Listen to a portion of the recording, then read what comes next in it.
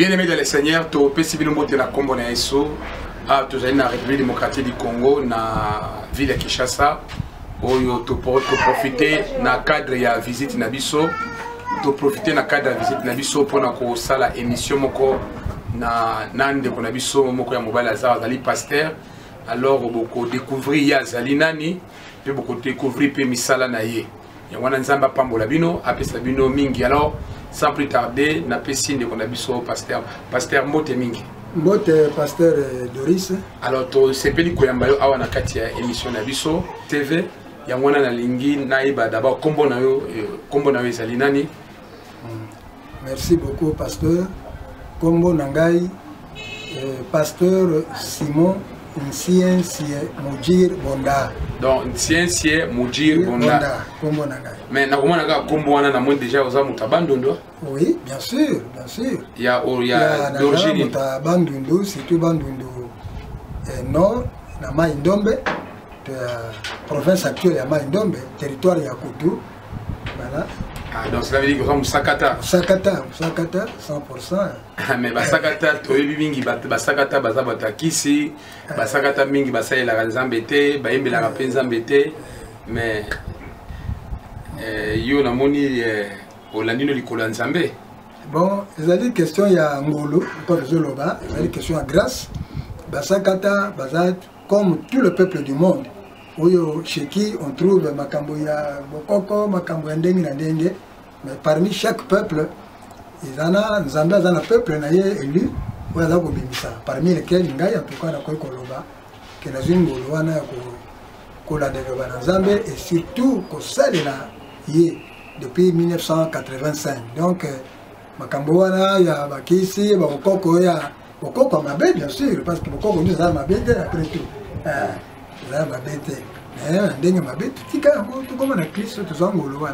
Amen.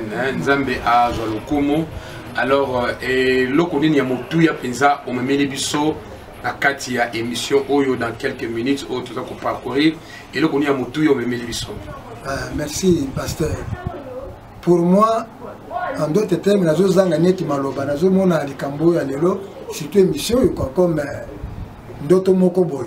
C'est une occasion éternelle à ouvrir, à offrir dans le Nayo. Parce que c'est depuis 1985 où nous avons fait Likabo, qui a composé Banzembo, jusqu'à ce jour. Nous avons à l'intérieur, dans la ville de Bandundu, dans Nyoki, dans Paï Misokuna, Sakakomutu, dans Kinshasa, na ba contact na kuta na ba musicien presque nyonso alia na kuta na frère Patrice na kuta na Mathieu Samuel Deningonde Madoma Kwe Kabachi Moronsumbu na kuta na ba musicien pona uluka ba isu ba kwa orienter ngai bon na kuta na pe na Christian bala lemba nani Lor Mbongo kuta na couple wana jusque là ba promesse ezali sauf lemba couple ya Lor Mbongo wana pas lemba Christian. Il y a moi un pas de plus au Côte Sanga Studio rythmique, malgré CD Wana, Jackie Gaff et Baby, avec des promesses qu'à Côte Sanga Studio. Donc, jusque-là, nous avons l'opportunité. Pour moi, comme chrétien, parce que le tout dépend de l'Éternel, le temps pour moi, nous avons les coquilles. Que Banzembo Nazanango, pour la période, nous avons 78 chansons. Donc 78 chansons, na Kisakata, non. Na français, tout na lingala. Bien, na Kisakata jusqu'ici, il y en a deux. Il y a Ezuro Meta. Ezuro Meta, Ezuro Meta, ceux qui n'a Kanisi. Ceux qui n'a Kanisi. Ndengi na Zalaki. Donc Ezuro Meta, Kefa Kekime. Ceux qui n'a Kanisi, Ndengi na Zalaki, ça, Zope Sangama Wanamote, Manavi Nanga Paye. Et puis, les mamie Balizali, Nda Nishu. La vie à moto. Nda di kambo eleki la vie mutu ya mutuya c'est connaître Jésus-Christ. Bien aimé le Seigneur Bozoka pasteur Nabiso a continué na katia origine pesa à l'obi titre mi balaza na ngoya kisakata vraiment nebete beaucoup d'occasions même ya koyoka ngo na ndambo pesa bino bolobi ke basakata bazaka batakisi mais nous ne croyons pas les appels na basakata nzambe abengi atomboli na nzela ya loyembo lokola pasteur Nabiso c'est Simon. Est-ce que bazemba français ezali bazemba lingala ezali banzembo ya français nazana ngo 8 que la Awa, Jésus-Christ avait Jésus mon préféré, le peuple d'Israël et les bonnes relations. Ça, n'a rien bango. Attends moi, séquence à Mike. Par exemple, alors c'est plus de 50 quelques. Là, il y en a beaucoup. Voilà mon dit, mais point d'interrogation. Pour ça, moi, extrait nango Awa. Et puis Libondeli. Et puis fête de noces. Ecclésiaste 7-8. Et Zali. Donc, il y en a tellement. Gloire à Dieu, alors pasteur, nako tumbola moi likamoko boye, toka ki nzembo moko ebimaki et ça la succès na awa na Kinshasa, non pas seulement na Kinshasa, na monde entier. Ngana zalaki nazana poto na yoka nzembo wana nazalaka na ndaku ya pasteur moko babeli pasteur Mobejo na mama Ani ke mama Ani pasteur Mobejo na mama Ani Ngwe Nzapa, hein, mama na biso mama Ani Ngwe Nzapa na pesi mbote boza na kata France nazalaka na ndaku na bango ndoka ki nzembo moko nzembo atanga na yoka kango en tout cas ekotanga sous la présence ya Nzambe mais par après ne koyoka ke moyembo wana yembaka nzembo bango yo muto yembaka yo muto zali auteur pe compositeur ya nzembo wana. Est-ce que likambo na lobi na nzela? Bon, il s'agit plus précisément de quel nzembo po ngai awa na ville à Kinshasa awa ba benga ngai koyemba sans pourtant na bis album mais bo ba yeba ngai na motel fiki na ba séminaire na ba mariage na yemba il se peut que nzembo moko ezalaki wana ekeye bon pour aller au but ndeko na biso frère Patrice ayemba ka nzembo moko na kati album na ye et na album wana nzembo wana ezalaka parmi ba nzembo oyo esalaka succès ya makasi. Frère Patrice mutu ayemba ka nzembo wana yango wana na lingi na yeba effectivement soki nzembo yango ezali yango. Ah oui. Puis s'agissant de frère Patrice là solo on a eu un contact de musiciens presque nyos. Frère Patrice, Matou, tout le monde là. Alors, effectivement, quand vous avez solo là, frère Patrice, vous avez un contact, jusqu'à ce jour, vous avez un contact. Vous avez préparé l'album, 5e album. Alors, c'est pas là qu'il y a un puis j'étais en contact avec lui. À Sengaki Soki, à quoi interpréter Nzembo Moko. Na Kodaki Nzembo wana donc Nzembo ezali nzembo nini oyo wa Kodaki fait Patrice Emba na album na ye yo to kango na kati na ya originalité na yo ezalaki nini ezali dans option 27 donc ya wazali pole ya wazali pole donc yo mzali auteur pe compositeur yango oui ngai auteur compositeur et bima nulle part na monde soki okinzembo wana c'est que ngana yembi to na ba séminaire ko na bi moto capter yango akeo yemba to ndengai moko na pesa ki frère Patrice quoi pour yemba nzembo wana. Bien aimé dans le Seigneur bozo ka to kundoli vérité moko awa de connexion c'est Simon ali parmi ba grand auteur compositeur mais tellement na kozanga ba soutien ba producteur yangwana ba nzembo na ezali par-ci par la pirater yangwana bolanda nano yemoko auteur compositeur ya yawa zali pole boyo kabino moko na originalité nzembo oyo yemoko zali auteur compositeur boyo original nango originalité nango après si matoro continuer émission na biso.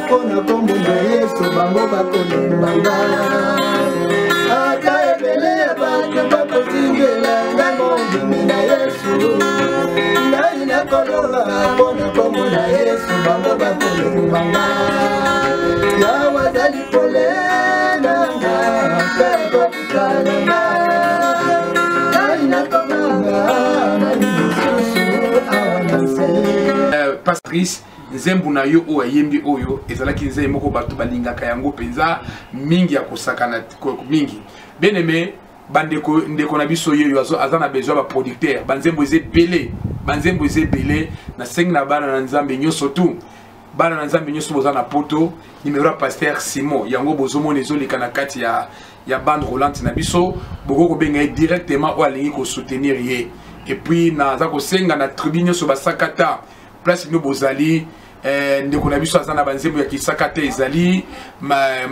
ezali aza koyemba vraiment nazo betela mino porte boleka na ko soutenir ye yango vraiment toyoka lisusu nzembo ya kisakata oyo azoyemba pona lokumu na nzambe.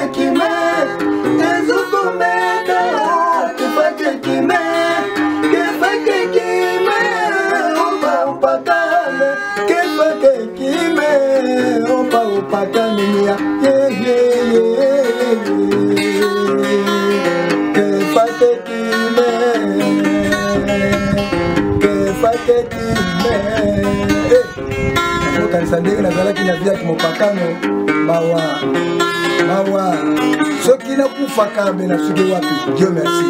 Yangona ndeko yaka na Yesu. Yaka kaza shukira mukilo. Zaza eli Yesu, zaza mama. Zaza eli Yesu, twaraze ila isha. Zaza eli Yesu, zaza mama. Zaza eli Yesu, twaraze ila isha. Zaza eli Yesu, ochi zaza mama. Zaza eli Yesu onka pareze ila ishe. Zaza eli Yesu zaza mama. Zaza eli Yesu pareze ila ishe. Ketene Yesu mpene pareze ila ishe. Ketene Yesu mpene pareze ila ishe. Zaza eli Yesu zaza mama. Zaza eli Yesu pareze ila ishe.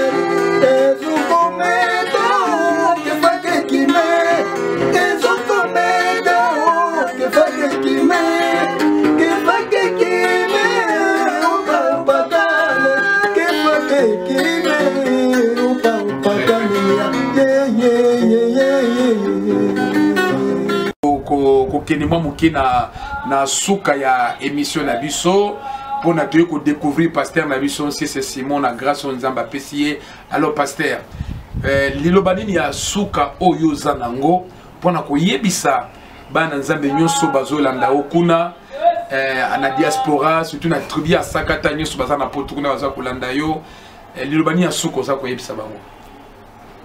Merci nazali awa lokola moto oyo atondisami na molimo mo centre tanga zo sala parler en langue tellement malobésé belé na bomoto kwa bimisa moté il faut Saint-Esprit yimoko abimisa nazali sincèrement saturé na joie lo nazali lancer appel na balingami bana na nzambe bo baza surtout na diaspora c'est plus précisément communauté sakata aussi na bondeli bino la bonokati na Yesu et bela message oyo biloba kitoko oyo maloba kitoko nzabaki epa na ngana nzala banzembo. Pourquoi pas beaucoup exploiter yango, tout exploiter ensemble, tout qui yango na connaissance ya peuple de Dieu dans le monde entier. Bakwa koyoka non seulement kisakata mais français belé lingala.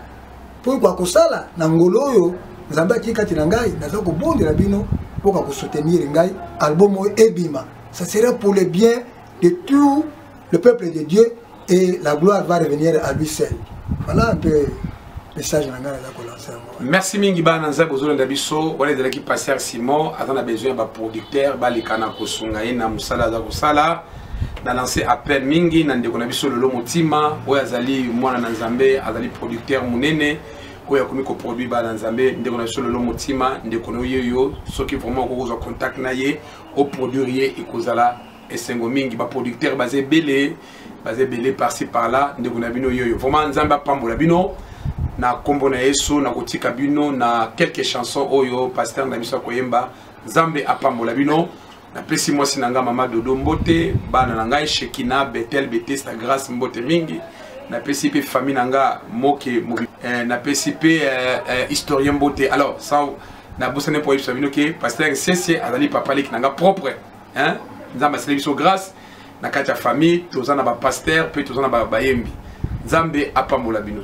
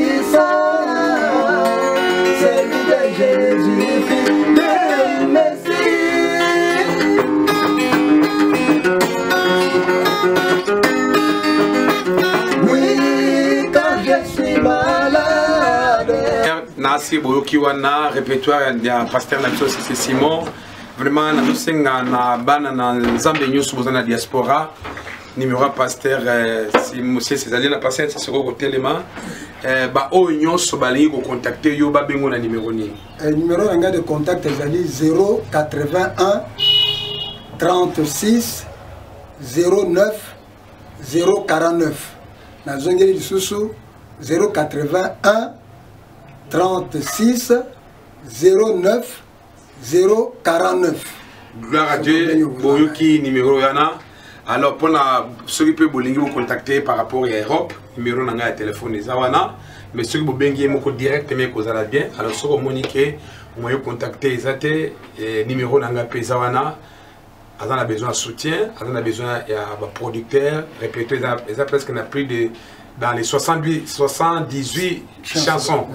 Na kisakate ezali na français eza na lingala ezali alors bo soutenir ye Zamba pambola bino tokutani prochainement pour na bolingo na Nzambe kolo apambola bino merci.